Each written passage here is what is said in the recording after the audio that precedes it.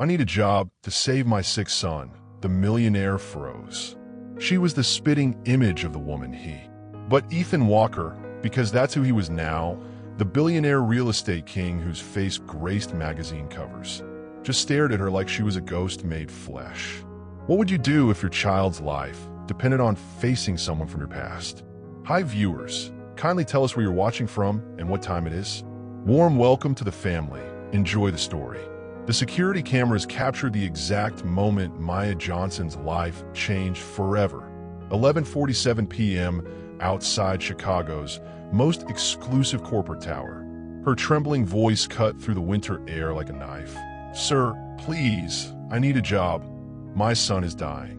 When Ethan Walker turned around, his face went ghost white, staring at the woman who looked exactly like the one who vanished from Atlanta with his heart and half his trust fund. Have you ever seen someone you thought was dead? Have you ever been so desperate you'd beg a stranger on the street? What happens when your past collides with your present at the worst possible moment? Stay with me as we uncover how one desperate plea reopened wounds that were never meant to heal. Chicago's skyline glittered with corporate ambition, but at street level, winter wind cut through designer coats and secondhand jackets with equal cruelty.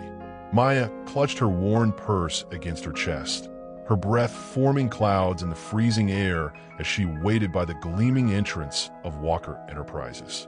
She'd been standing there for 3 hours, watching men in $1,000 suits walk past her like she was invisible.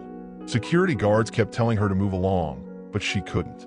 Not when her 8-year-old son was lying in a Detroit hospital bed, his fever climbing higher every hour she stayed away. The job posting had been vague: executive assistant position, excellent pay, immediate start. Maya had scraped together her last $40 for a Greyhound ticket to Chicago, leaving her son with her neighbor, Mrs. Peterson, and a promise she'd be back in 2 days with good news. But 3 hours of rejection had taught her something bitter about hope. Rich people didn't hire desperate women off the street.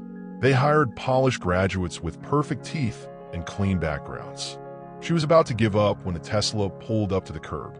The man who stepped out moved like he owned not just the building, but the entire city block. His charcoal gray coat probably cost more than Maya made in 6 months. Dark hair, strong jaw, and eyes that seemed to calculate the worth of everything they saw. This was her last chance.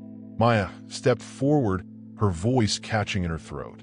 "Sir, please, I need a job. My son is sick and He started to wave her off, the same dismissive gesture she'd seen all night. But then he turned, really looked at her. The color drained from his face like someone had pulled a plug. His briefcase hit the sidewalk with a crack that echoed off the glass walls. Those eyes. Maya had seen them before, in dreams that turned into nightmares. In memories she'd spent 15 years trying to forget. The same deep brown eyes that had once looked at her with love instead of shock. Maya. The word came out like a prayer, and a curse rolled into one. Her knees nearly buckled. This couldn't be happening. Not now. Not when she needed help the most. "I don't know what you're talking about," she whispered, taking a step backward. "I just need work. Please." But Ethan Walker, because that's who he was now, the billionaire real estate king whose face graced magazine covers, just stared at her like she was a ghost made flesh.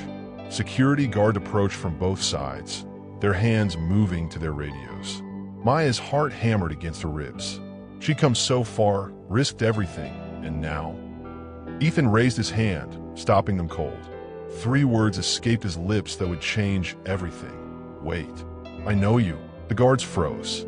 Maya's world tilted on its axis. 20 feet above them, in the executive suite, a private investigator named Harris reviewed photographs spread across a mahogany desk. Pictures of Maya getting off the Greyhound bus. Maya at the hospital. Maya with a little boy who had Ethan's chin and someone else's eyes. Harris smiled as he reached for his phone. Some reunions were worth more than money. Some secrets were worth killing for. But Maya and Ethan didn't know that yet.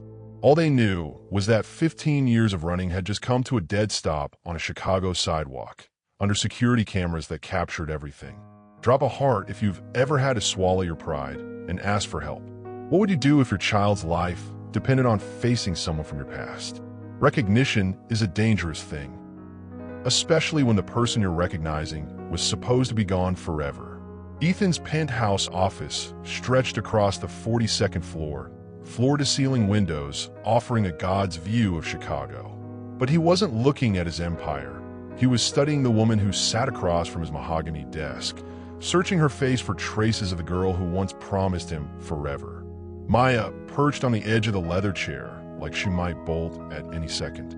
Her clothes were clean but worn, her hands clasped tight in her lap to stop them from shaking.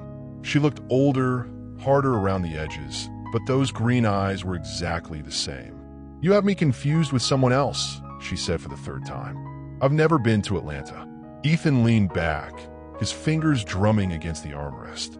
15 years in business had taught him to read people, and Maya Johnson, if that was even her real name now, was lying through her teeth. "Tell me about your son," he said instead. Her whole body went rigid. "What about him?" "He's sick. That's why you're here." Ethan's voice stayed calm, but inside his heart was racing. "What's wrong with him?" Maya's resolve cracked just enough to let the truth bleed through. "Leukemia. The doctors in Detroit said he needs specialized treatment, but our insurance..." She stopped, shaking her head. "I can't afford it. That's why I came here." The job posting said excellent pay. There was no job posting. The words hit her like a slap. Maya's eyes went wide, then narrow. "What?" Ethan stood up, moving to the window. Chicago spread out below them. A kingdom built from nothing, just like he'd built himself from the ruins of his broken heart. "I had you watched," he admitted. "The moment you got off that bus, I knew. So I had my people post a fake job listing, knowing you'd show up." Maya shot to her feet. "You bastard. My son is dying, and you're playing games? Sit down. Go to hell." Maya Elizabeth Thompson, born March 15, 1987, in Columbus, Ohio. Moved to Atlanta for college in 2005. Disappeared in 2009 with $50,000 from my bank account and my grandmother's engagement ring. She went white as paper. Ethan turned back to face her. "You want to keep pretending you don't know me? Fine, but your son needs help, and I'm the only one in this city with enough money to provide it. So sit down, and let's talk about the past you've been running from." Maya collapsed back into the chair like her strings had been cut. When she spoke, her voice was barely a whisper. "How did you find me?" I never stopped looking. The admission hung between them like a live wire. For 15 years, Ethan had told himself he was over her, that the private investigators and the sleepless nights were about justice, not love. But sitting here now, watching her try not to cry, he knew he'd been lying to himself all along. "I don't know what game you're playing," Maya said, "but I'm not her. I'm not the girl who hurt you. The scar on your left wrist says otherwise. You got climbing my fire escape in Atlanta." Maya's hand moved instinctively to her wrist, then stopped. They both saw it, the thin white line that marked more than just an old wound. It marked the night she disappeared with his ring and his money. The intercom buzzed. Ethan's assistant's voice filled the room. "Mr. Walker?" The hospital called. "They need authorization for the boy's treatment." Maya's head snapped up. "What hospital? What authorization?" Ethan pressed the button. "Tell them it's approved. All of it." "Sir, the estimated cost is..." "I don't care what it costs. Just do it." The line went dead. Maya stared at him like he'd grown a second head. "Why?" she whispered. Ethan moved closer, his footsteps silent on the thick carpet.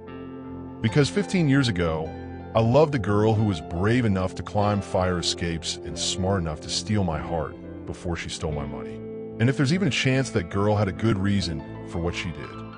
He stopped just close enough to catch the scent of her shampoo, still the same cheap brand she'd used in college. "Your son's treatment starts tomorrow.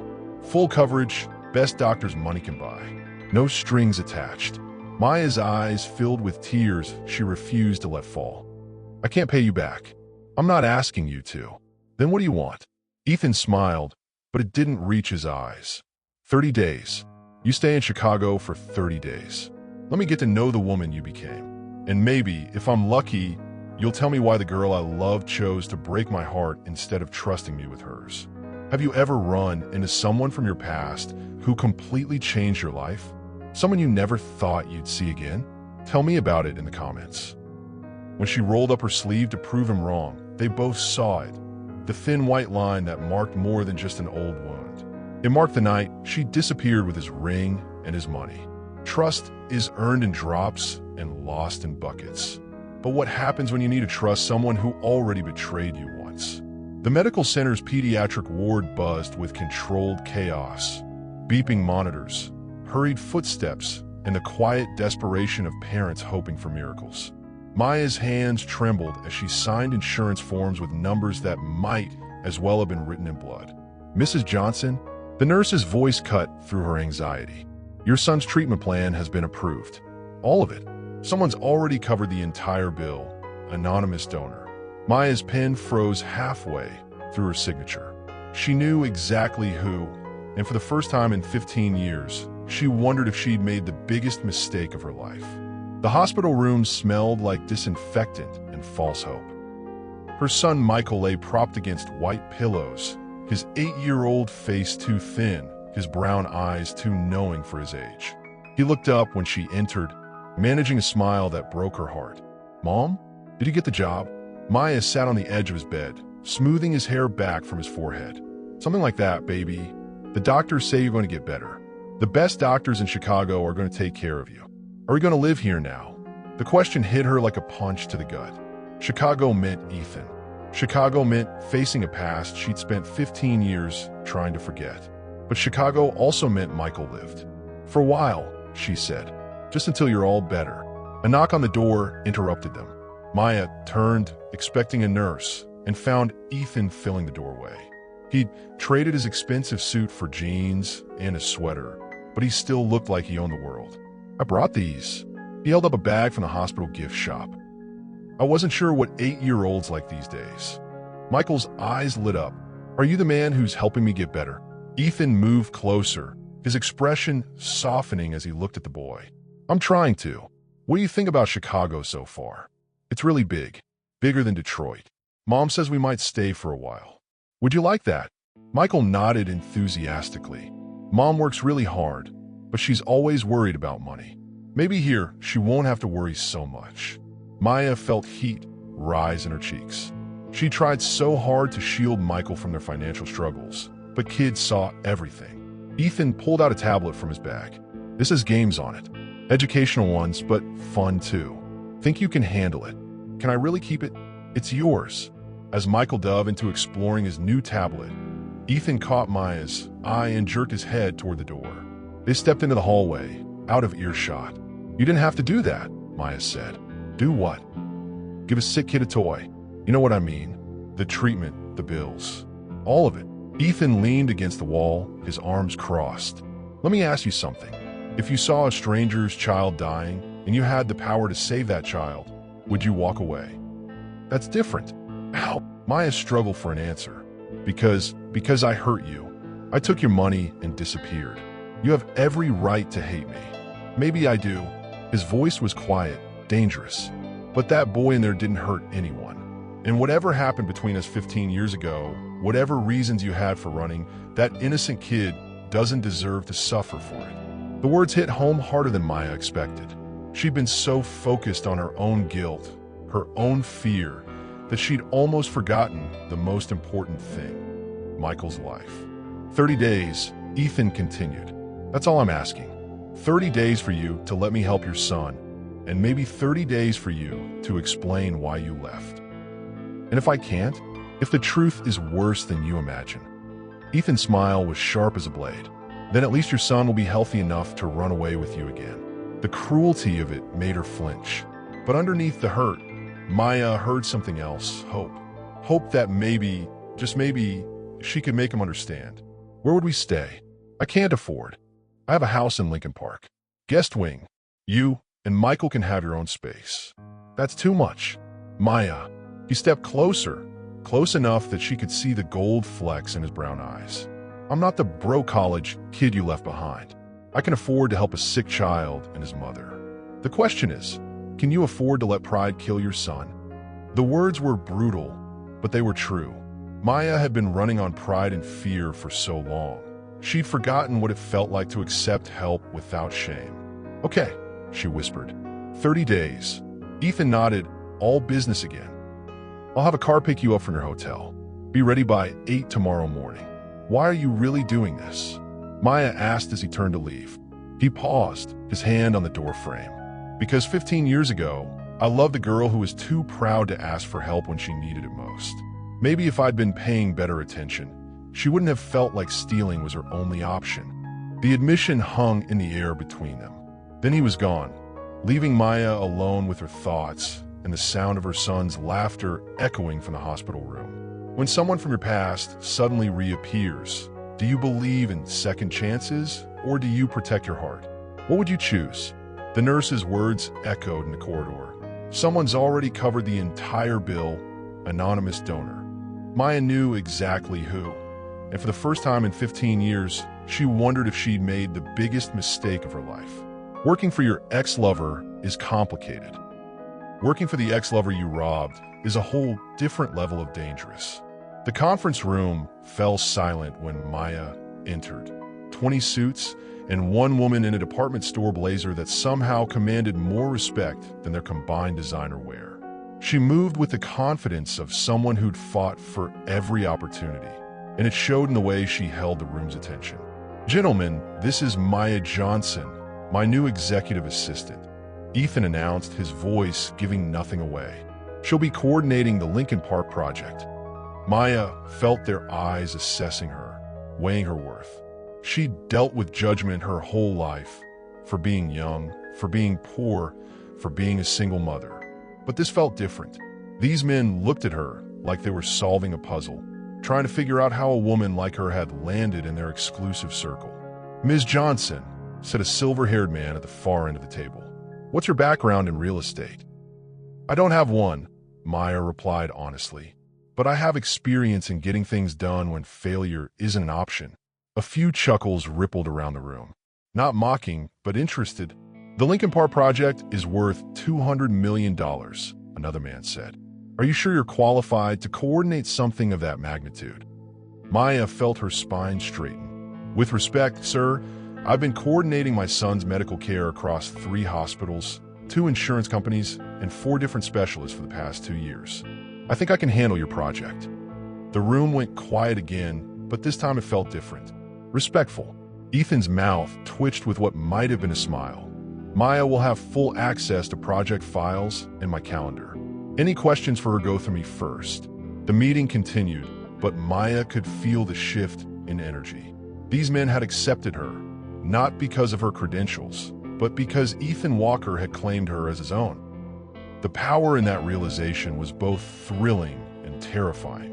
After the others left, Maya found herself alone with Ethan in the vast conference room. Chicago sprawled beyond the windows, afternoon sunlight painting the walls gold. You didn't have to defend me, she said. Yes, I did. Ethan loosened his tie, a gesture she remembered from their college days. He used to do that when he was stressed, when the weight of expectations got too heavy. These men eat weakness for lunch. Show them any doubt, and they'll tear you apart. So, what am I doing here, really? Because we both know I'm not qualified to be your assistant. Ethan moved closer, his footsteps silent on the polished marble floor. You're here because I want you here. Because for 30 days, I want to see the woman Maya Thompson became. It's Johnson now. Is it, or is it just another name you're hiding behind? The question stung because it was true. Maya Johnson was a construct, identity built from necessity when Maya Thompson became too dangerous to be.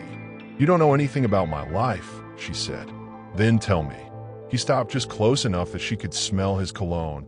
Expensive, sophisticated, nothing like the cheap aftershave he'd worn in college. Tell me about the father of your son. Maya's blood went cold. That's none of your business, isn't it? You disappeared from my life, and 9 months later you had a baby. You do the math. Michael isn't yours. The words came out harder than she intended. I never said he was. But someone fathered that boy, and 15 years ago, you chose him over me. The pain in his voice caught her off guard. Maya had spent so long thinking about her own hurt, her own survival, that she'd forgotten Ethan had been broken too. It wasn't like that, she whispered. Then what was it like? Because from where I was standing, The girl I loved took my money and ran off with another man. The elevator doors opened before Maya could answer. A woman in her 50s stepped out, her silver hair perfectly styled, her designer dress impeccable. She moved like she owned the building, which Maya realized she probably did. "Ethan, darling, you missed lunch." The woman's eyes found Maya and narrowed slightly. "And you are?" "Mother, this is Maya Johnson, my new assistant." "Maya, my mother, Catherine Walker." Catherine's smile was polite but cold. "How lovely." Another assistant.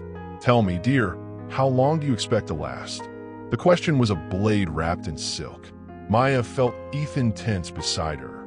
"As long as Mr. Walker needs me," Maya replied evenly. We'll see." Catherine turned to her son. "Dinner tonight, 8 o'clock. Don't bring work." She swept out as quickly as she'd arrived, leaving tension thick in her wake. "She's pleasant," Maya said. "She's protective." Ethan rubbed his temples. "My mother has seen a lot of women try to get close to me for the wrong reasons." "And what reasons are those?"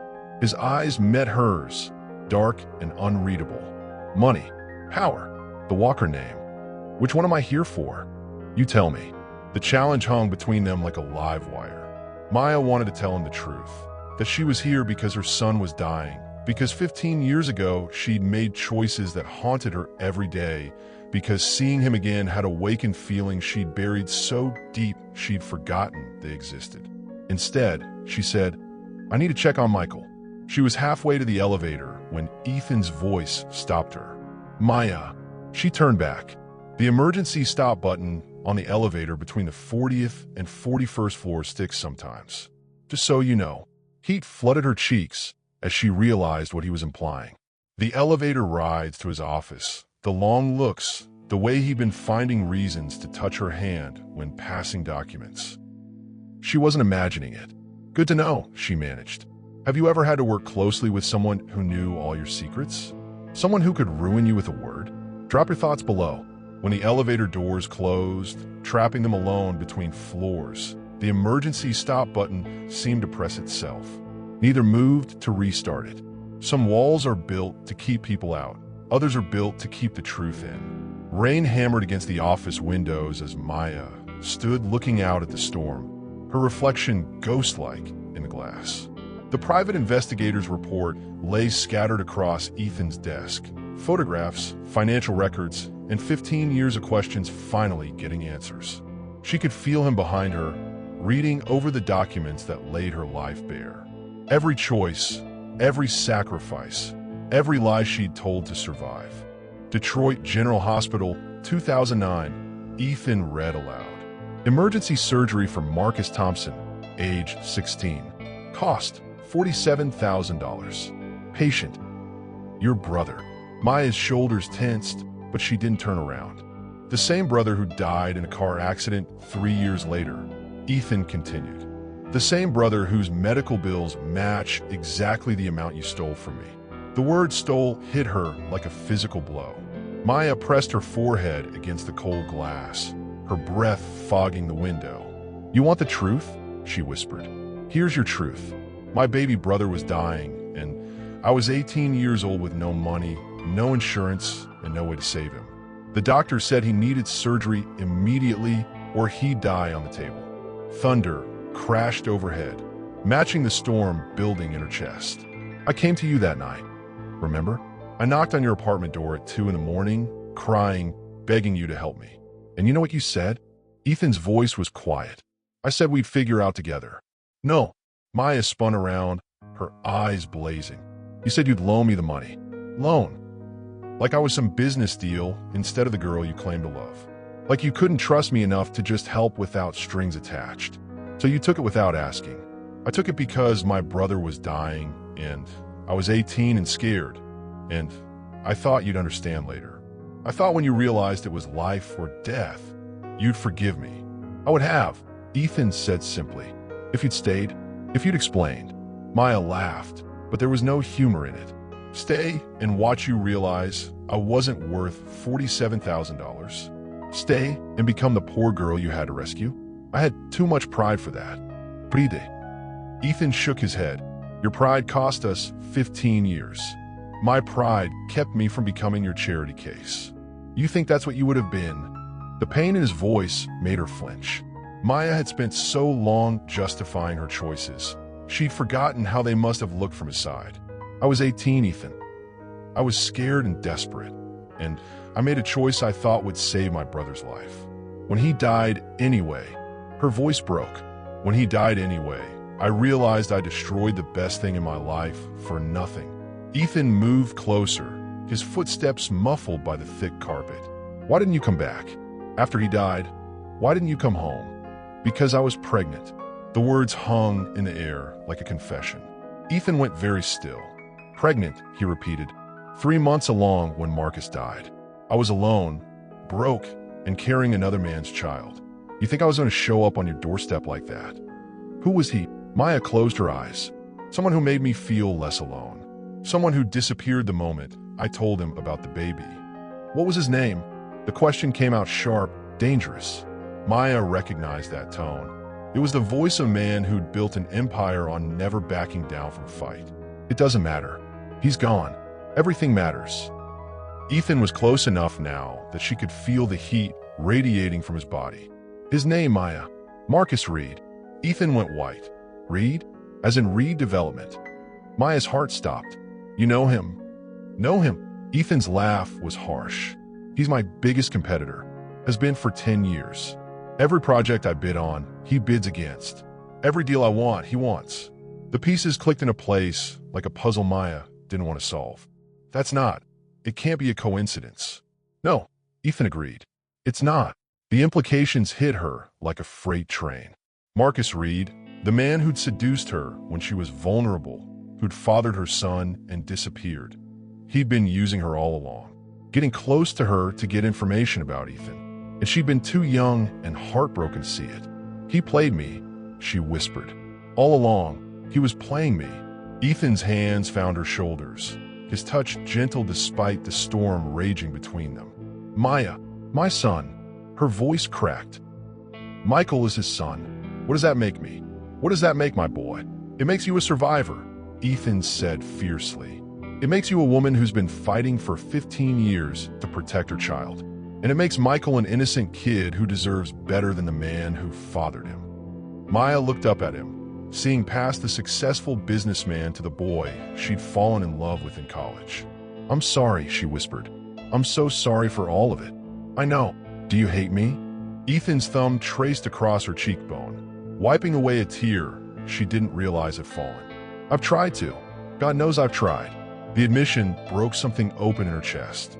Maya stepped closer, drawn by the warmth in his eyes, the forgiveness she didn't deserve. "Ethan." Thunder crashed overhead, and the lights flickered. In the space between lightning and darkness, he cupped her face in his hands. "I should hate you," he whispered. "I should throw you out and never look back." "Why don't you?" "Because 15 years later, you're still the only woman who makes me forget how to breathe." How do you rebuild trust when the foundation was built on lies? Can love survive the truth? As thunder crashed overhead, he cupped her face in his hands. "Why didn't you just ask me for help?"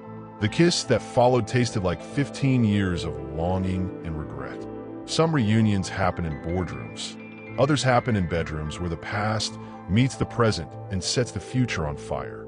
His apartment overlooked the Chicago River, city lights dancing on dark water like scattered stars. But the most beautiful sight was Maya, standing against the windows, finally relaxed, finally home. The kiss in his office had broken something open between them. Not just desire, but 15 years of walls crumbling all at once. Maya had pulled back, her eyes wide with shock at her own response. But when Ethan whispered, "Come home with me," she hadn't hesitated. Now she stood in his living room, taking in the space that screamed money and success. Leather furniture that probably cost more than her yearly rent. Art on the walls that belonged to museums. A kitchen bigger than her entire Detroit apartment. "It's not what I expected," she said. "What did you expect?" Maya turned to face him. "Cold, corporate, like your office." And instead, she gestured to the soft lighting, the books scattered on tables, the guitar leaning against the wall. It feels like someone actually lives here. Ethan moved closer, his tie already loosened, his jacket forgotten somewhere between the elevator and his front door. I do live here, when I'm not working 18-hour days, trying to forget things I can't change. Like what? Like you. The honesty in his voice made her chest tight. Maya had spent 15 years telling herself he'd moved on, found someone else, built a life that didn't include space for a memory. But standing here now, she could see the truth in his eyes. Ethan, don't. He reached out, his fingers tracing the line of her jaw. Don't think. Don't make excuses. Don't run. Just be here, with me, tonight. Maya felt herself melting under his touch. When was the last time someone had looked at her like this? Like she was precious instead of desperate? Like she was a woman instead of just a mother fighting to survive? My son is sleeping safely at the hospital with the best medical team in Chicago watching over him. Ethan's thumb brushed across her lower lip. For once in 15 years, you don't have to carry the world on your shoulders. The permission to let go was almost her undoing. Maya had been strong for so long. She'd forgotten what it felt like to lean on someone else. I'm not the same girl you remember, she whispered. Good, he said. I'm not the same boy either. This time when he kissed her, Maya didn't pull away. She melted into him, her hands fisting in his shirt, her body remembering what her mind had tried to forget. The way he tasted, the way he held her like she might disappear, the way he made her feel like she was worth wanting. Ethan lifted her easily, carrying her to his bedroom without breaking the kiss. The space was dark except for the city lights streaming through floor-to-ceiling windows. He set her down gently beside his bed, his hands framing her face. Are you sure? He asked. Maya's answer was to reach for the buttons of his shirt. Her fingers trembled slightly as she worked them open, revealing the chest she used to trace with her fingertips in another life. He was broader now, stronger, the body of a man who'd built an empire with his bare hands. You're shaking, he observed. It's been a long time, she admitted. Ethan covered her hands with his, stilling them. We don't have to. I want to. The words came out stronger than she felt. I need to. He understood. This wasn't just about desire. It was about reclaiming something they'd lost. About proving that some connections survive even the worst betrayals. Ethan undressed her slowly, reverently, his eyes drinking in every inch of skin revealed. When he traced the scar on her wrist with his tongue, Maya gasped. I should have known, he whispered against her pulse point. Should have known you were in trouble. How could you have known? Because I loved you. His mouth moved up her throat, finding the spot that always made her knees weak. I should have seen the signs. Should have made you feel safe enough to tell me the truth. Maya's hands tangled in his hair as he laid her back on the bed. We were kids, Ethan. We both made mistakes. No more mistakes, he promised, settling between her thighs. No more secrets. When he entered her, Maya cried out at the rightness of it. Like coming home after years of being lost. Like finding the missing piece of her soul. They moved together with the desperate hunger of lovers reunited, but also with the tenderness of two people who'd been through hell to find each other again. Ethan whispered her name like a prayer. Maya traced patterns on his back like she was writing her apologies in his skin. When release claimed them both, it was with tears streaming down Maya's face and Ethan holding her like she might disappear if he loosened his grip. Afterward, they lay tangled together, skin cooling in the night air. Maya traced lazy circles on Ethan's chest while he played with her hair. What happens now, she asked. Now you sleep in my arms for the first time in 15 years, he said. And tomorrow we figure out the rest. It's not that simple. It could be. Maya lifted her head to look at him. You have a business empire, a reputation. I have a sick son and more baggage than you can imagine. Then we'll deal with it together. The simple certainty in his voice made her heart ache. You make it sound so easy. Love isn't supposed to be hard, Maya. People make it hard. Circumstances make it hard. But the actual feeling, he pressed a kiss to her forehead. That's the easiest thing in the world. When you've made a mistake that haunted you for years, what does forgiveness feel like? Share if you've experienced that healing moment. The phone call came at dawn. Her son's doctor with news that would test everything they'd just rebuilt. The experimental treatment had failed, and time was running out. Love can conquer a lot of things, but can it conquer the fear of losing everything that matters most? The Children's Hospital at 3 a.m. existed in its own time zone, a liminal space where hope and despair took turns standing watch. Maya curled in the uncomfortable chair beside Michael's bed, Ethan's jacket around her shoulders, his presence a comfort she was afraid to depend on. The experimental treatment wasn't working. Dr. Martinez had delivered the news with gentle professionalism, but Maya heard the truth underneath his careful words. Her son was running out of options. Mom. Michael's voice was weak but alert. Why are you crying? Maya wiped her eyes quickly. I'm not crying, baby. Just tired. Is Ethan coming back? Would you like him to? Michael nodded. He's nice. He doesn't talk to me like I'm stupid because I'm sick. The observation broke Maya's heart. How many adults had patronized her brilliant boy because they saw the cancer instead of the child? He'll be back, she promised. He's just at work. Does he work all the time like he used to? Maya's chest tightened. What do you mean? Before I got really sick, you worked a lot. Mrs. Peterson said you were trying to keep us safe. Michael's eyes were too knowing for 8 years old. Are you safe now? The question hit her like a physical blow. Safe. When was the last time Maya had felt truly safe? Not just physically, but emotionally. Not just for a moment, but permanently. I think so, she said carefully. Good. You worry too much. A soft knock interrupted them. Ethan stood in the doorway, still in yesterday's clothes, his hair mussed like he'd been running his hands through it. He looked exhausted but determined. How is he? Ethan asked quietly. The same. Maya stood, her body protesting after hours in the chair. You didn't have to come back so early. Yes, I did. The simple statement said everything. Maya felt something shift in her chest. Not just gratitude, but recognition. This man wasn't here out of obligation or guilt. He was here because he'd chosen them. Both of them. Hey, buddy, Ethan said, moving to Michael's bedside. How are you feeling? Okay, I guess. Mom's worried, but she always worries. That's what moms do. It's their job. Do you have kids? The question hung in the air. Maya held her breath, waiting to see how Ethan would handle it. No, Ethan said honestly, but I'm learning what it's like to care about someone as much as your mom cares about you. Michael studied him with serious eyes. Do you love her? Michael, Maya started, but Ethan held up a hand. Yeah, he said simply. Edo. Are you going to take care of her when I'm gone? The words hit the room like a bomb. Maya's knees nearly buckled, but Ethan caught her arm, steadying her. You're not going anywhere, Ethan said firmly. We're going to find a way to make you better. But if I do go, you're not. Ethan's voice carried absolute conviction. I won't let that happen. Michael smiled, the first real smile Maya had seen in days. Okay, I trust you. Later, in the hospital cafeteria, Maya pushed food around her plate without eating. Ethan watched her with worried eyes. You need to eat something. I can't. Maya's voice was flat, emotionless. He's talking about dying, Ethan.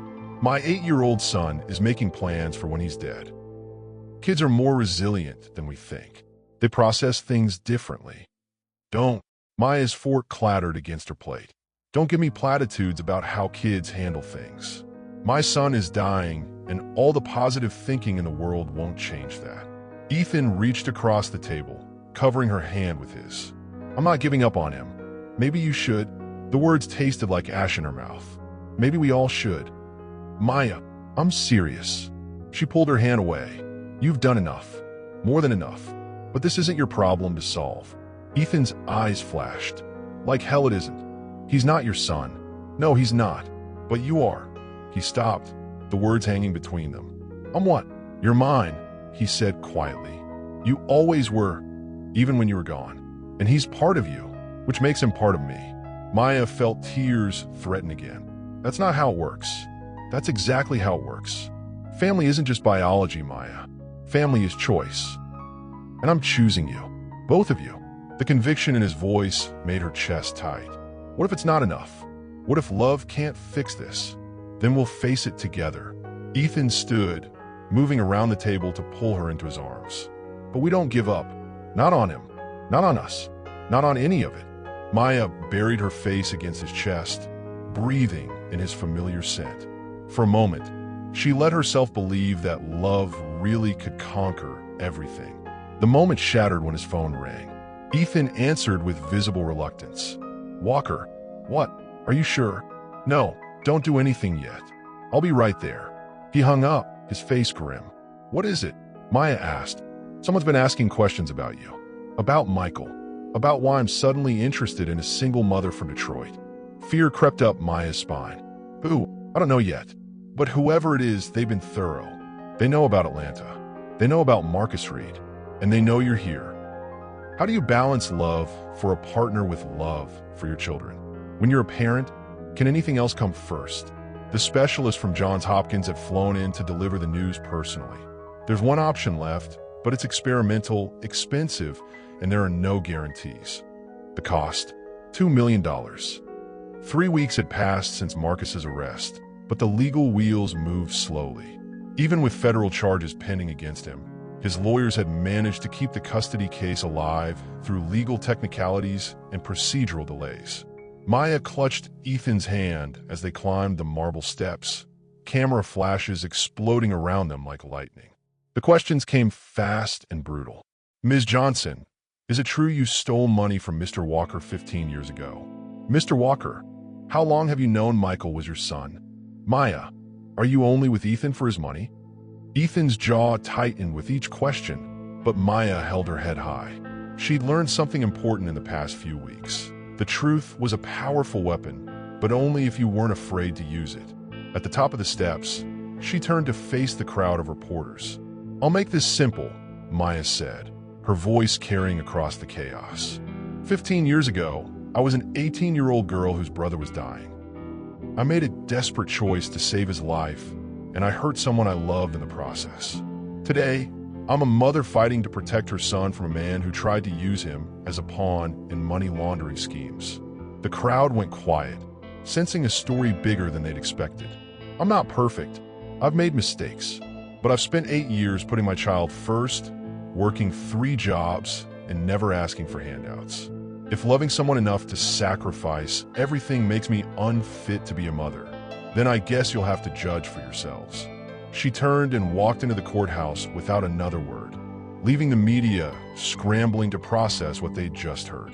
Inside the family courtroom, Judge Patricia Coleman reviewed the case files with the sharp attention of someone who'd seen every possible variation of human drama. She was known for being tough but fair, and both legal teams had spent weeks preparing for her scrutiny.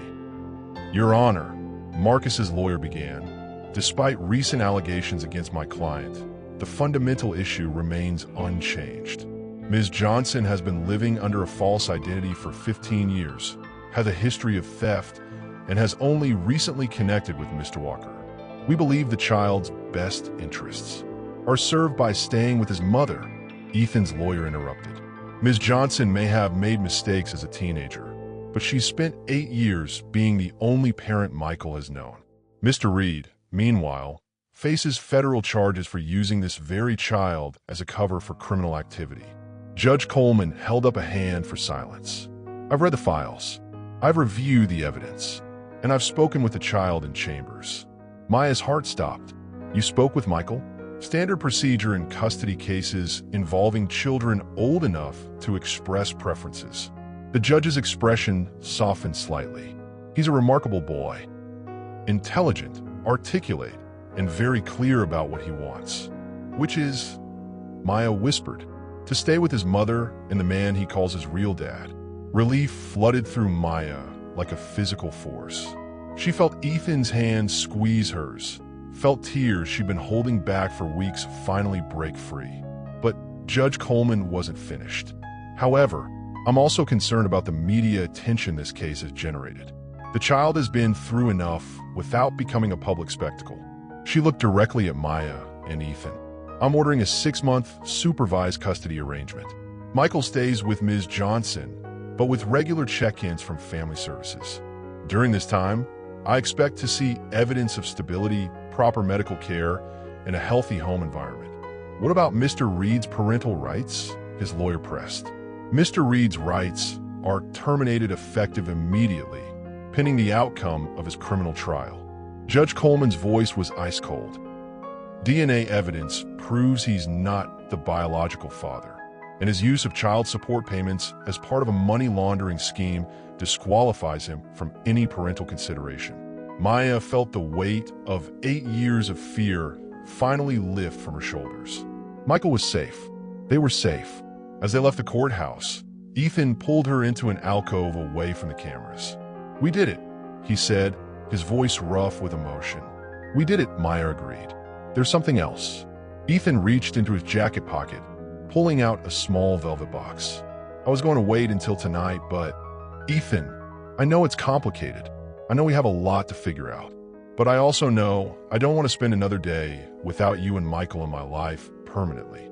He dropped to one knee right there in the courthouse hallway, oblivious to the security guards and lawyers walking past him. "Maya Elizabeth Thompson Johnson, whatever name you want to use, will you marry me?" Maya stared down at him. This man who'd fought for her son, who'd stood by her through federal investigations and custody battles, who'd never once made her feel like a burden. "Yes," she whispered. "Yes, yes, 1,000 times yes." As he slipped the ring onto her finger, Maya realized they'd come full circle. 15 years ago, she'd run from his proposal out of fear and pride. Today, she was running toward it with her whole heart. The celebration was interrupted by Maya's phone buzzing with a text from Michael's nurse. "Treatment working better than expected. Doctor wants to see you both immediately." Good news. When someone fights for your family like it's their own, how do you not fall completely in love? What does true partnership look like to you? The private investigator's call came at midnight. "I found something on Marcus Reed that changes everything. Meet me tomorrow morning and bring a lawyer. This custody fight is about to become a criminal case." Sometimes the best defense is a devastating offense, especially when your opponent has been playing dirty for 15 years. The FBI raid on Marcus Reed Enterprises played out like a movie. Black SUVs, federal agents, and boxes of evidence that would dismantle an empire built on fraud and manipulation. Maya watched the news coverage from Michael's hospital room. Her son finally strong enough to sit up and take interest in the world beyond his medical treatments. The experimental therapy was working, slowly, carefully, but undeniably working. "Mom, is that the bad man who tried to take me away?" Michael asked, pointing at the television screen showing Marcus being led away in handcuffs. "That's him, baby. But he can't hurt us anymore." "Good. I like our family the way it is. Our family." The words made Maya's heart swell. Michael had accepted Ethan as his father with the easy adaptability of children, and their bond had grown stronger every day. Ethan appeared in the doorway, carrying coffee and wearing the satisfied expression of a man who'd just watched his enemy fall. "How bad is it?" Maya asked. "For Marcus?" "Complete destruction. The feds found everything. Shell companies, hidden accounts, forged documents. He was using child support payments as one small part of a massive laundering operation. What does that mean for us? It means you're getting every penny back that he stole from your life. The government is seizing his assets, and victims of his schemes get first claim on recovered funds." Maya shook her head in disbelief. "I don't want his dirty money. It's not his money anymore. It's justice." Ethan sat on the edge of Michael's bed. "Besides, that money could fund the foundation we talked about. The Maya Walker Medical Foundation." "Walker?" Maya raised an eyebrow. "Well, you're going to be Maya Walker soon, aren't you?" Michael looked between them with bright, curious eyes. "Are you two getting married?" Maya and Ethan exchanged glances. They'd been waiting for the right moment to tell him about their engagement, but Michael was too smart to miss the signs. "How would you feel about that?" Maya asked carefully. Michael's grin lit up the entire room. "Does that mean Ethan will be my real dad? Like officially?" "If you want me to be," Ethan said quietly. "I want that more than anything." Michael's voice was strong despite his small body. "Can I call you Dad now?" Ethan's eyes filled with tears he didn't bother to hide. "I like that very much." The family moment was interrupted by a knock on the door. Dr. Martinez entered with a smile that told them everything they needed to know before he said a word. "The latest scans are remarkable," he announced. "The treatment is working better than we hoped." Michael's body is responding beautifully to the therapy. Does that mean I'm going to be okay? Michael asked.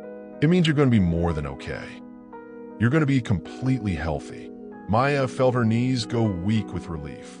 8 years of fear, of medical bills, of watching her son fight for every breath. It was finally over. When can we go home? Michael asked. Another week for observation, but then you're free to live your life like any other kid. After the doctor left, Maya sat in the chair beside Michael's bed and let herself cry. Really cry, for the first time in years. Not tears of fear or desperation, but tears of pure gratitude.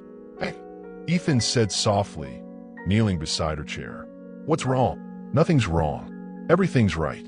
For the first time in 8 years, everything is exactly right. That evening, as Michael slept peacefully, Maya and Ethan stood on the hospital's family garden balcony, looking out over Chicago's glittering skyline. I keep thinking I'm going to wake up, Maya confessed. That this is all too good to be true. It's real, Ethan assured her. We're real. Our family is real. I still can't believe Marcus is really gone. He's facing 25 to life for money laundering, fraud, and racketeering. He'll never be a threat to you or Michael again. Maya leaned into Ethan's warmth, feeling truly safe for the first time in years. What happens now? Now we plan a wedding. We start the foundation. We watch our son grow up healthy and happy. Ethan paused, and we live the life we should have had 15 years ago. No regrets about the time we lost. Ethan turned her to face him, his hands framing her face in the gesture that had become achingly familiar. No regrets. If we hadn't lost that time, we wouldn't be who we are now. We wouldn't appreciate what we have. And I wouldn't know just how strong and amazing the woman I fell in love with really is. Maya kissed him then, tasting hope and promises and the sweet satisfaction of justice finally served. In the distance, sirens wailed as the city went about its business. But for the first time in 15 years, Maya Johnson, soon-to-be Walker, wasn't running from anything. She was finally running toward everything she'd ever wanted. Have you ever discovered that someone you trusted was manipulating you all along? How did you handle that betrayal? As handcuffs clicked around Marcus's wrists, he looked at Maya with pure hatred. You think you've won? I still have one card to play. The threat in his voice made her blood freeze. Victory tastes sweetest when it's shared with someone who fought beside you every step of the way. The hospital room buzzed with celebration as test results showed the treatment working. Michael's bright eyes reflecting a future full of possibilities, surrounded by people who chose to love him unconditionally. 3 months had passed since Marcus's conviction, and Chicago had become home in ways Maya never expected. The penthouse felt less intimidating now, filled with Michael's laughter and the easy rhythm of family life. Mom, Dad said I can help plan the wedding, Michael announced, bouncing into the kitchen where Maya was attempting to make pancakes without burning them. Did he now? Maya shot Ethan a look over their son's head. And what exactly did you two decide? Well, Michael said with the serious expression he wore when discussing important matters. I think we should have it in the hospital garden. That's where you and Dad fell in love again. Maya's heart clenched. We didn't fall in love in the hospital, baby. But that's where Dad chose us, right? That's where he decided to fight for our family. The 8-year-old's wisdom stunned her into silence. Ethan moved behind her, his arms circling her waist as he looked over her shoulder at their son.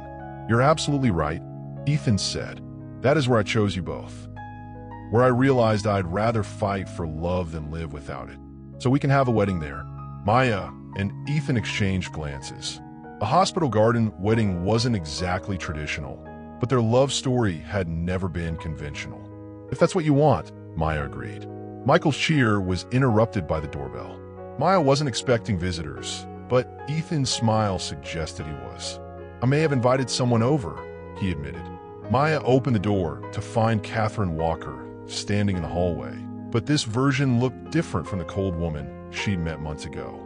This Catherine wore jeans and a soft smile, carrying a wrapped present. Mrs. Walker, Maya said carefully. Catherine, please. And I come bearing gifts and apologies. They settled in the living room, Michael immediately curious about the elegant woman he'd heard about but never met. "You must be Michael," Catherine said warmly. "I'm your father's mother, which I suppose makes me your grandmother now." Michael's eyes went wide. "I have a grandma." "You do indeed, and I've been a fool for taking so long to meet you." Catherine turned to Maya, her expression earnest. "I owe you an apology. When Ethan first told me about you, about your history, I saw only the potential for him to be hurt again. I didn't see the woman who'd spent 8 years protecting her child, or the strength it took to face your past." Maya felt tears prick her eyes. "I understand why you were worried." "No, you don't. You're too kind for that." Catherine smiled ruefully. "I was jealous. Jealous that another woman had my son's heart so completely that he spent 15 years looking for you. Jealous that you could inspire such devotion." "Mom," Ethan started, but Catherine held up a hand. "Let me finish. I watched my son build an empire, but I've never seen him truly happy until now. You and Michael didn't just give him love. You gave him purpose. You gave him family." She handed the present to Michael. "This was your father's when he was your age. I thought you might like to have it." Michael unwrapped the package to reveal a baseball glove, worn soft with age and obviously well-loved. "Dad played baseball?" Michael asked, looking between the glove and Ethan. "Not very well," Catherine laughed. "But he practiced every day in the backyard, convinced he was going to be the next Babe Ruth." "Can we play catch?" Michael asked Ethan, clutching the glove like treasure. "Every day," Ethan promised.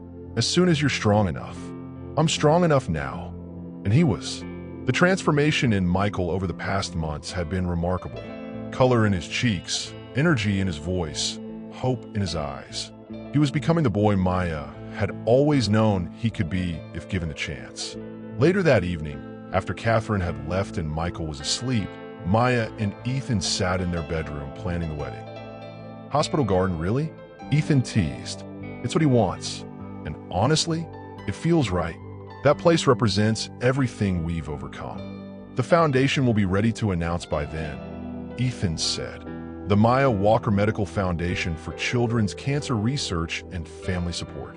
You don't have to name it after me." "Yes, I do. You're the inspiration behind it. Your fight for Michael, your refusal to give up. That's what this foundation is about." Maya leaned against him, still amazed by how perfectly she fit against his side. "I love you. I love you too. Both of you. Even when we're complicated and messy. Especially then." A soft knock interrupted them. Michael stood in the doorway, clutching his new baseball glove. "I had a bad dream," he said quietly. "Come here, buddy," Ethan said, and Michael climbed onto the bed between them. "What was the dream about?" Maya asked, smoothing his hair. "I dreamed the bad man came back and took me away from you and Dad." Maya's heart clenched, but Ethan's voice was steady and sure. "That's never going to happen. The bad man can't hurt anyone anymore, and we're never going to let anyone take you away from us. Promise?" "Promise," Maya and Ethan said together.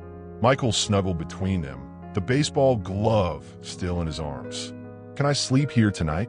Maya was about to say no.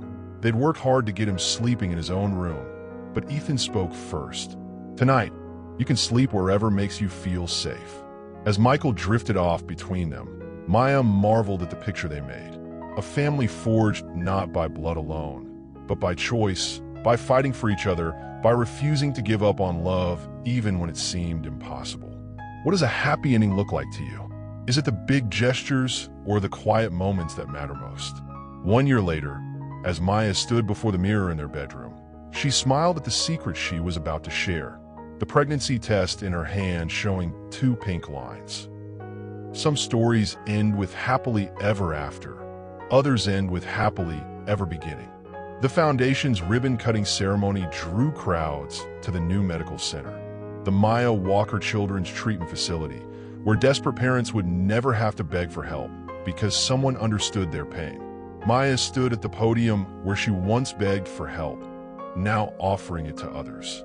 The transformation was complete, from desperate single mother to confident businesswoman and philanthropist, but the compassion that drove her remained unchanged. 5 years ago, I stood outside a corporate building in the freezing cold, begging for a job to save my dying son, she told the crowd. I never imagined that moment of desperation would lead to this. A place where no parent has to choose between their child's life and their dignity. The audience was riveted, hanging on every word. Maya had learned to use her story as a tool for good, to show other struggling parents that there was hope beyond their darkest moments. The Maya Walker Foundation exists because love isn't enough. Love needs resources, needs support, needs a community that refuses to let children suffer while parents watch helplessly. Pride is expensive, but when your child's life is on the line, no price is too high to pay. The hospital parking garage became their sanctuary. Concrete pillars and fluorescent lighting creating shadows where they could steal moments away from reporters, worried glances, and the weight of impossible decisions. Maya leaned against Ethan's car, her head in her hands. The specialist's words echoed in her mind. Experimental treatment, $2 million, no guarantees. Even with all of Ethan's wealth, the number felt impossible. We'll find the money, Ethan said, his voice steady despite the chaos surrounding them. $2 million, Maya repeated. That's not money, that's a fantasy. I have it. She looked up at him, seeing the determination in his eyes. Ethan, that's not just money. That's your future. Your company's future. My company will survive. Your son might not. The brutal honesty made her flinch. Maya had been dancing around the reality for weeks, but Ethan never sugarcoated the truth. The reporters, she said, changing the subject. How do they find out about us? Someone leaked it. Someone who knows about our history. As if summoned by their conversation, footsteps echoed through the garage. Maya tensed, expecting more photographers, but the man who emerged from behind a concrete pillar made her blood run cold. Marcus Reed looked exactly the same, tall, dark-haired, with the kind of practiced charm that had fooled her 15 years ago.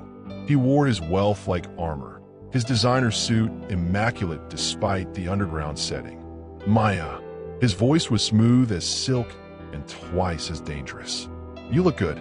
Motherhood suits you. Ethan stepped protectively in front of her, his entire body radiating threat. Reed, Walker. Marcus's smile was razor-sharp.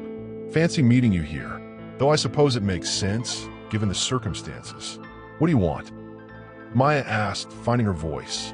To meet my son, of course. Marcus's eyes glittered with malice. Imagine my surprise when I heard through certain channels that Maya Thompson, Johnson, had resurfaced with a sick child.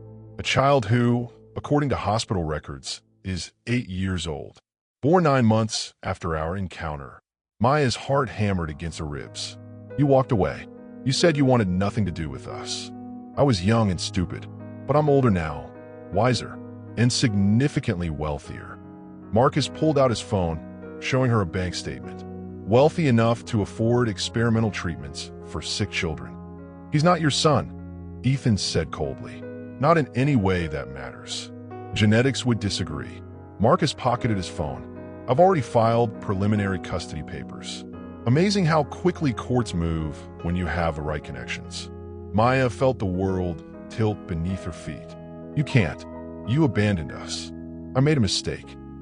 One I'm now prepared to correct. Marcus stepped closer, his presence suffocating. The boy needs medical care I can provide. Care that doesn't require him to depend on his mother's relationships. The implication was clear and devastating. Marcus was painting her as a gold digger, someone who'd use her sick child to manipulate wealthy men. You son of a bitch, Ethan growled. Careful, Walker. We're in public. Marcus's smile widened. Though I suppose that's nothing new for you. Is it? Always had a thing for damaged women. Maya saw Ethan's fist clench, saw the violence building in his eyes. She grabbed his arm before he could do something that would destroy them both. Don't, she whispered. That's what he wants. Marcus laughed. Smart girl. You always were clever, Maya. It's what attracted me to you in the first place. Well, that and the access you provided to Walker's business plans. The admission hit like a physical blow. Maya had suspected, but hearing it confirmed made her feel sick. You used me, she said. We used each other. You needed comfort after your brother died. I needed information about Walker Industries. Marcus shrugged. Business is business. And Michael? Was he part of your business plan too? For the first time, Marcus's composure cracked. No, he was an accident. A complication I wasn't prepared to handle at 23. And now he's an asset. My biological son, heir to the Reed fortune. Do you really think any judge will choose a broke single mother over a billionaire father? Maya felt everything she'd built crumbling around her. The custody battle, the medical bills, the media attention. It was all part of Marcus's game. What do you want? She asked. Custody of my son, and you out of the picture permanently. Go to hell, Ethan snarled. Marcus ignored him, his attention focused entirely on Maya. I'm offering you a choice. Walk away now, sign over your parental rights, and I'll pay for Michael's treatment. The full $2 million, plus enough money to start over somewhere far from Chicago. And if I refuse, then we go to court. And I'll make sure everyone knows exactly who you are, Maya Thompson. The girl who stole from her boyfriend and disappeared into the night. The woman who's been living under a false name for 15 years. How do you think that will play in family court? Maya's hands shook with rage and fear. Marcus had done his homework. He knew exactly which buttons to push, which threats would cut deepest. I need time to think, she said. You have 24 hours. Marcus straightened his tie. All business again. After that, the offer expires, and we do this the hard way. He walked away, his footsteps echoing in the concrete space like a countdown timer. Maya collapsed against the car, her legs no longer able to support her weight. Ethan caught her, his arms strong and sure around her trembling body.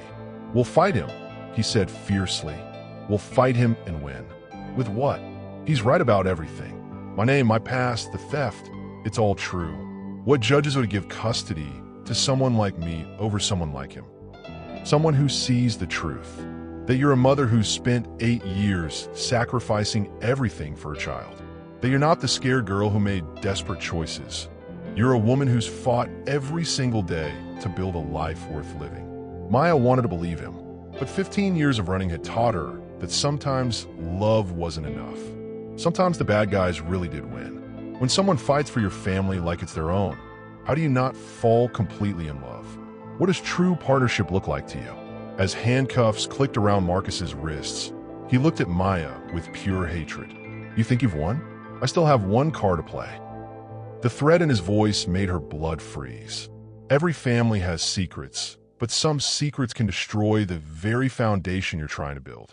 The rooftop garden of Ethan's penthouse, once their escape from the world, now felt like a battlefield. City lights twinkled innocently below while their relationship hung in the balance. Words like weapons in the night air. Maya paced between the planters, her phone clutched in her white-knuckled grip.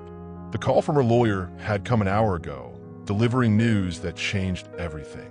DNA results are back, she said without preamble. Michael isn't Marcus's son. Ethan looked up from the investigator's report he'd been studying. What? The paternity test Marcus demanded. Michael isn't his biological child. Then who? Ethan stopped, understanding dawning in his eyes. The dates. When did you say Michael was born? Maya's laugh was bitter. June 15th, 2010. Exactly 9 months and 2 weeks after the last night we spent together in Atlanta. The silence stretched between them like a chasm. Ethan stared at her, his face cycling through shock, realization, and something that might have been hope. He's mine, Ethan whispered. I didn't know. The words tumbled out in a rush. I swear to God, Ethan, I didn't know. When I left Atlanta, I thought I was just late because of stress. When I realized I was pregnant, Marcus and I had been together for weeks. The timing seemed right. But you never told him the truth?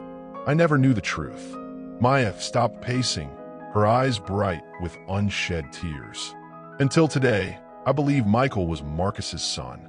I've spent 8 years thinking my child was fathered by a man who used and abandoned me. Ethan stood slowly, like a man in a dream. My son, your son, the weight of it hit them both at the same time. 8 years of lost moments. First steps, first words, birthdays and bedtime stories that Ethan would never get back. But also hope, a future neither of them had dared to imagine. Does Marcus know? Maya nodded grimly. The lawyer called him right after they called me. He's dropping the custody suit, but she held up a hand as relief flooded Ethan's face. But he's furious, humiliated, and Marcus Reed doesn't handle humiliation well. What can he do? He has no claim to Michael now. He has something worse than a claim. He has 15 years of dirt on both of us. Business secrets, personal information, photographs. What photographs? Maya's cheeks burned. For when we were together. Intimate photos I thought I destroyed. Apparently, he kept copies. Ethan's face went dark. That bastard. He's threatening to release everything unless we pay him $10 million. Hush money to keep our secrets buried. Let him try. I'm not afraid of some old photos. It's not just the photos, Ethan. It's everything. My real name, the money I took from you, the fact that I've been living under a false identity for 15 years. If that comes out, so what? We tell the truth. We get ahead of the story. Maya stared at him like he'd grown a second head. You don't understand. Your business, your reputation, will survive. I'm more worried about Michael, about protecting our son from this circus. Our son. The words hit Maya like a physical force.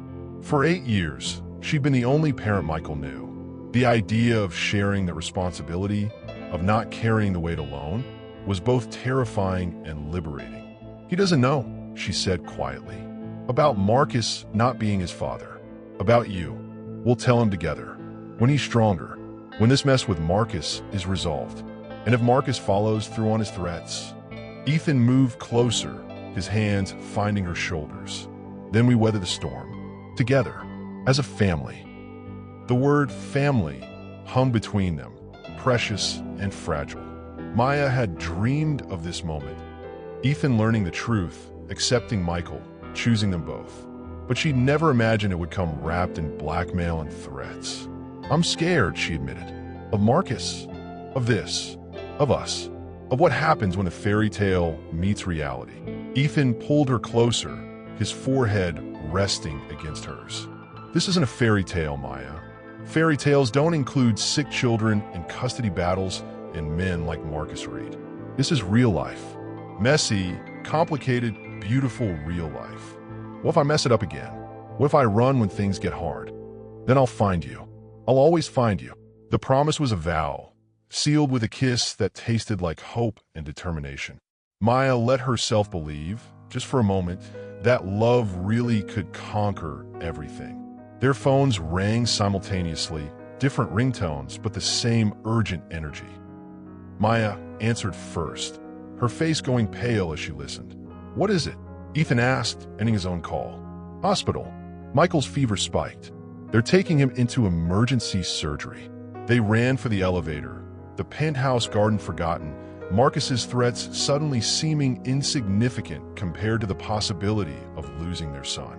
As the elevator descended toward the garage, Maya grabbed Ethan's hand. Whatever happens, she said, I need you to know I never stopped loving you. Even when I hated myself for it. Even when I tried to forget, I never stopped. I know, he said simply. Neither did I. Have you ever discovered that someone you trusted was manipulating you all along? How did you handle that betrayal? The private investigator's call came at midnight. I found something on Marcus Reed that changes everything. Meet me tomorrow morning and bring a lawyer. This custody fight is about to become a criminal case. Some ghosts stay buried. Others show up demanding custody of your child. The hospital lobby transformed into a battleground of expensive lawyers and emotional landmines. Families seeking healing found themselves witnessing a custody war that would determine a little boy's future. Michael had pulled through the emergency surgery, but his recovery was touch and go. Maya hadn't left his bedside in 18 hours, surviving on hospital coffee and Ethan's quiet strength. She was exhausted, vulnerable, and completely unprepared for the chaos that erupted when Marcus Reed arrived with a team of lawyers and a court order. I have a right to see my son, Marcus announced to anyone within earshot, his voice carrying across the pediatric ward like a battle cry. He's not your son, Maya said, rising from Michael's bedside. Her voice was steady despite the trembling in her hands. Biologically, no, but legally, I'm still listed as his father on the birth certificate. Until that's officially changed, I have parental rights. Marcus's lawyer, a sharp-faced woman in an expensive suit, stepped forward with paperwork.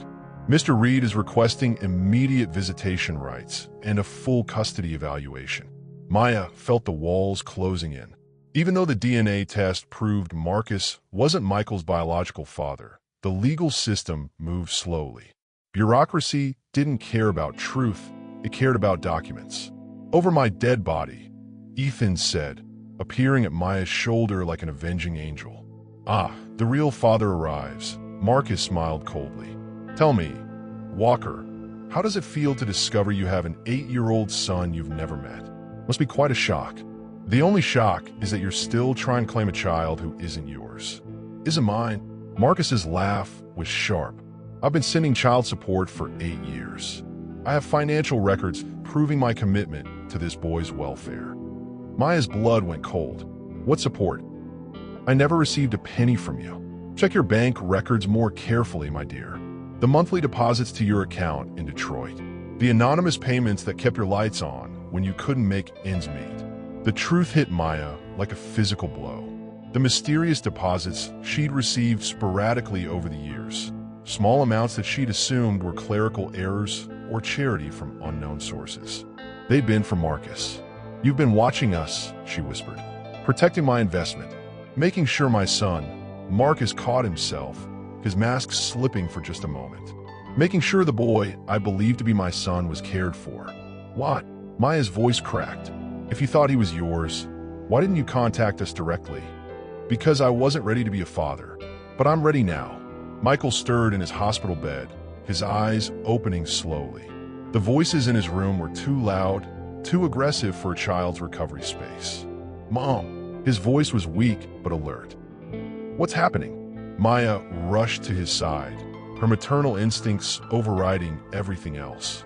"It's okay, baby. Just some grown-up stuff." Michael's eyes found Marcus, studying the stranger with the careful attention sick children develop for new adults in their space. "Are you a doctor?" Michael asked. Marcus stepped closer to the bed, his expression softening in a way that surprised everyone in the room. "No, son. I'm someone who cares about you very much. Like Ethan." The innocent question hit Marcus like a slap. His eyes hardened as he looked at Ethan, then back at Michael. "Yes," Marcus said carefully. "Like Ethan." But Michael was smart, too smart for his own good sometimes. He sensed the tension in the room, the way his mother's body had gone rigid, the way Ethan looked like he was ready to fight. "Mom, is this man going to take me away?" The question broke Maya's heart. How did you explain custody battles and legal complications to an 8-year-old who just wanted to feel safe? "No one's taking you anywhere," Ethan said firmly, moving to the other side of Michael's bed. "I promise." "Are you sure?" Michael's eyes were wide with fear. Ethan met Marcus's gaze across the hospital bed. Two powerful men facing off over the child they both claimed to love. "I'm sure," Ethan said. Marcus's lawyer cleared her throat. "Mr. Walker, while I appreciate your emotional investment in this situation, you have no legal standing here. Mr. Reed's name is on the birth certificate. Then we'll change it." A new voice interrupted from the doorway. Everyone turned to see Harris, Ethan's private investigator, carrying a thick folder and wearing a grim smile. "Gentlemen, ladies," Harris nodded to the room. "I think you'll find this information rather illuminating." He handed the folder to Ethan, who opened it with visible reluctance. Maya watched his face change as he read, his expression shifting from confusion to shock to something that looked like vindication. "What is it?" Maya asked. "Marcus Reed," Ethan read aloud, "has been under federal investigation for money laundering, tax evasion, and fraud for the past 6 months. The child support payments he mentioned, they were part of an elaborate scheme to hide assets from federal agents." Marcus went white. There's more." Ethan continued reading. "Mr. Reed has been using shell companies and false identities to funnel money through various accounts, including payments to Maya Johnson's account, as a way to justify large cash withdrawals that couldn't otherwise be explained." Maya felt sick. Even Marcus's supposed generosity had been about serving his own interests. "You used my son as a cover for money laundering?" she said, her voice deadly quiet. "It wasn't like that. Get out." Maya's voice carried absolute authority. "Get out of this room, get away from my child, and don't ever come back." Marcus's lawyer was already backing toward the door, clearly wanting no part of a federal investigation.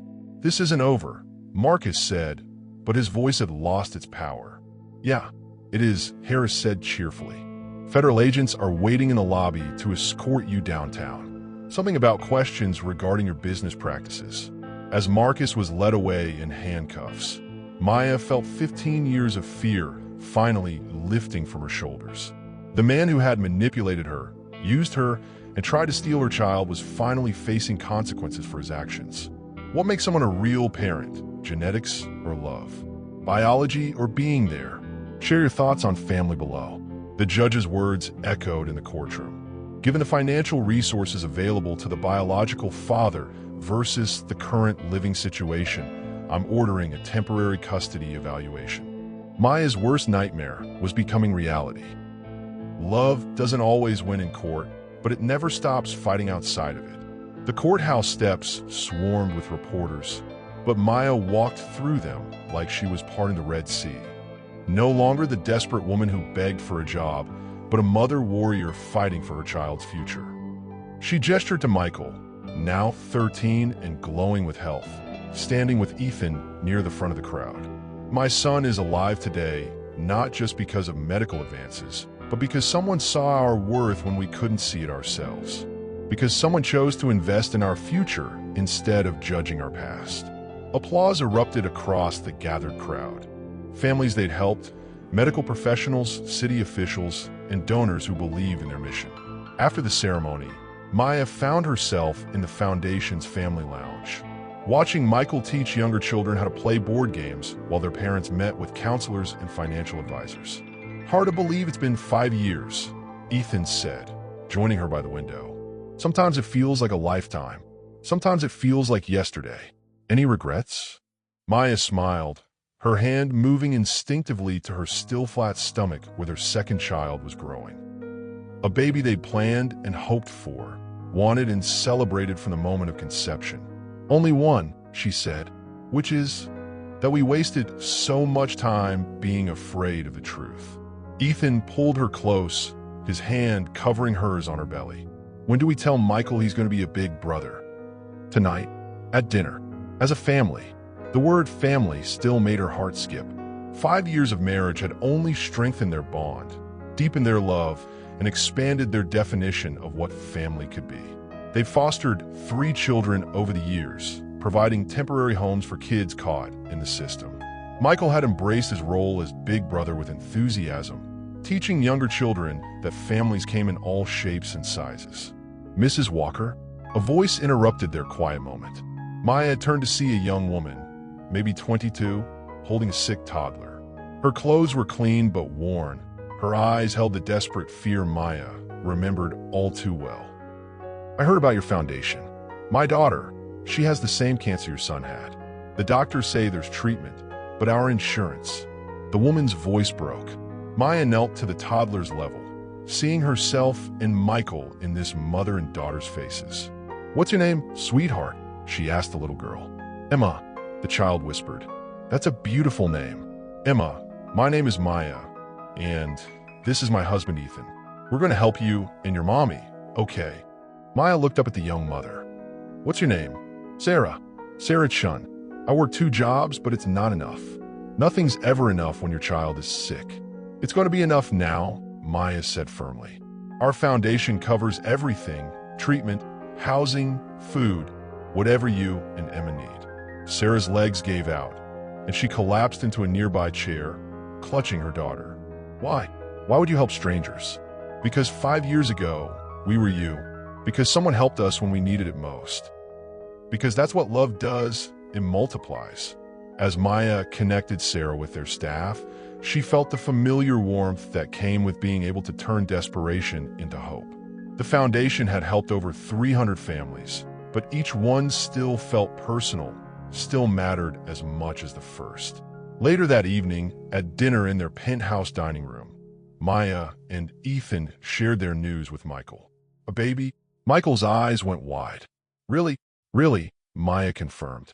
You're going to be a big brother. Michael jumped up from his chair, pumping his fist in the air. Yes, I'm going to teach them everything: baseball, video games, how to be brave when you're scared. Those are all excellent big brother skills, Ethan agreed, his voice thick with emotion. As they cleaned up dinner together, their family ritual, Maya marveled at the life they'd built. Not perfect, not without challenges, but real and solid and filled with love. Mom, Michael said as they loaded the dishwasher. Can I ask you something? Always. Do you think the baby will have your eyes or Dad's? Maya considered the question seriously. I don't know. What do you think? I hope they have yours. Green eyes are special. Why is that? Michael shrugged with the casual wisdom of a 13-year-old. Because green eyes see the good in people, even when it's hard to find. Maya felt tears prick her eyes. Her son, this remarkable boy who'd fought for his life and won, who'd accepted a new father with grace and love, who'd watched his family grow and flourish. He understood something about love that some adults never learned. When you find your person, the one who sees your worth and fights for your dreams, how do you celebrate that blessing? Tell me your love story wins. As they tucked their son into bed, he looked up with serious eyes. Mom, Dad, when the baby comes, can we tell them the story of how you two found each other? Some stories, Maya realized, are worth passing down. The best love stories don't end with a wedding. They begin with two people choosing each other every single day. The nursery glowed with morning light, Chicago's skyline visible through windows that had once witnessed desperate pleas and now watched over dreams coming true. 3-year-old Marcus Jr., named after Maya's brother, but called MJ to distinguish him from the man who tried to destroy their family, whispered to his baby sister about the brave mommy and daddy who loved them enough to fight the world. Maya stood in the doorway, watching her children together. MJ had been born healthy and strong, a blessing that never stopped amazing her. Now, at 6 months old, baby Elena was already showing signs of her father's determination and her mother's compassion. The foundation board meeting is in an hour, Ethan said, appearing beside her with coffee and that look of quiet contentment that had replaced the driven ambition of his younger years. I know. Sarah Chun is presenting today about the new family support program. Sarah had become more than a success story. She'd become Maya's right hand at the foundation, her experience as a struggling mother making her invaluable in understanding what families truly needed. Hard to believe she's the same terrified woman who walked into our foundation 5 years ago. She was never terrified, Maya corrected. She was fierce, just like I was. We mistake desperation for weakness, but it takes incredible strength to keep fighting when everything seems hopeless. They made their way to the kitchen, where Michael, now 18 and preparing for college, was making breakfast for his younger siblings. The transformation from sick child to healthy young man never ceased to amaze Maya. Pancakes for the little ones, coffee for the grown-ups, he announced with the easy confidence of someone who'd never doubted his place in their family. You don't have to take care of everyone, Maya told him, but she was smiling. Someone taught me that taking care of family is a privilege, not a burden, he replied, giving her a meaningful look. At the foundation board meeting, Maya watched Sarah present their 5-year impact report. 300 families helped, millions of dollars in medical costs covered, dozens of children who were alive today because someone had cared enough to fight for them. We've learned that supporting families means more than paying medical bills, Sarah explained to the board. It means providing housing near hospitals, meal programs for parents who can't leave their child's bedside, educational support for siblings, and counseling for everyone affected by childhood cancer. The numbers were impressive, but Maya knew the real measure of their success was in the faces around the conference table. Parents who'd graduated from receiving help to providing it. Medical professionals who'd seen the difference comprehensive support made in treatment outcomes, and community leaders who'd learned that investing in families strengthened entire neighborhoods. After the meeting, Maya and Ethan walked through the treatment center that bore her name. The halls buzzed with activity, children playing in bright therapy rooms, parents meeting with financial counselors, families finding hope in spaces designed to nurture healing. Any regrets? Ethan asked, echoing their conversation from years earlier. Maya paused beside a window overlooking the children's garden, where kids in various stages of treatment played with volunteers and therapy dogs. About which part? Stealing your money 15 years ago? Running away instead of trusting you? Taking 8 years to find our way back to each other? Any of it? All of it? Maya considered the question seriously. I regret the pain we caused each other. I regret the years we lost. But I don't regret the journey that brought us here, because every mistake, every struggle, every moment of desperation shaped us into people who could build this. She gestured to the bustling medical center around them. We understand what these families are going through, because we've been exactly where they are. Our pain had purpose. That evening, as they tucked their children into bed, Elena sleeping peacefully in her crib while MJ demanded one more story and Michael finished homework in his room, Maya reflected on the completeness of their life. Story time, MJ announced, climbing onto Maya's lap with his favorite book, a children's version of their love story that Michael had written for a school project and they'd had professionally published. Once upon a time, Maya read, there was a brave mommy who loved her little boy so much that she would do anything to keep him safe. That's you. MJ interrupted, as he did every night. That's right. And there was a daddy who never stopped looking for the family he'd lost. That's Daddy. And when they found each other again, they discovered that love isn't about being perfect. It's about choosing each other every day, even when things are hard. As MJ drifted off to sleep, Maya continued the familiar ending. They built a place where other mommies and daddies could get help when their children were sick because they remembered what it felt like to be scared and alone. And they lived not happily ever after, but happily ever beginning, because every day brought new chances to love and help and grow. Later, in the quiet of their bedroom, Ethan pulled Maya close. I have something for you, he said, producing a small wrapped box. It's not my birthday. It's the anniversary of the day you walked back into my life. 10 years ago today, you stood outside my building and asked for help. Maya unwrapped the gift to find a locket containing pictures of all their children, Michael, MJ, and Elena. For the woman who taught me that family isn't about blood or biology, it's about choice and commitment and love that refuses to give up. Maya fastened the locket around her neck, feeling the weight of their shared history and the lightness of their shared future. What would you do if someone saw your worth before you believed in it yourself? She asked, echoing the question she'd posed to audiences countless times. Would you run? Or would you build something that lasts? Ethan's answer was a kiss that tasted like promises kept and dreams realized. We built something that lasts, he whispered against her lips. Outside their windows, Chicago sparkled with possibility. Somewhere in the city, desperate parents were making impossible choices, but they wouldn't have to make them alone. The Maya Walker Foundation would be there, proof that love multiplied was stronger than any obstacle. In the nursery down the hall, Elena stirred in her sleep, dreaming baby dreams of security and love. In his room, MJ clutched his father's old baseball glove, confident in his place in their family.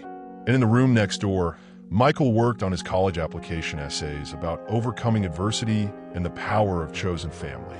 Maya drifted off to sleep in Ethan's arms, surrounded by the love they'd fought to build and protect. Tomorrow would bring new challenges. There are always more families to help, more children to heal, more love to multiply. But tonight, in the quiet of their home, with their children safe and their love strong, Maya Elizabeth Walker knew that some stories don't end. They just keep getting better. So what would you do if someone saw your worth before you believed in it yourself? Would you run? Or would you build something that lasts? Comment below with what you would have done in her shoes. If this story touched your heart, hit that like button. Subscribe for more stories that make you feel, think, and maybe even heal a little. Tell me in the comments what aspect of their journey resonated most with you. And remember, the most powerful love doesn't rescue you from your life. It recognizes the strength that's been there all along.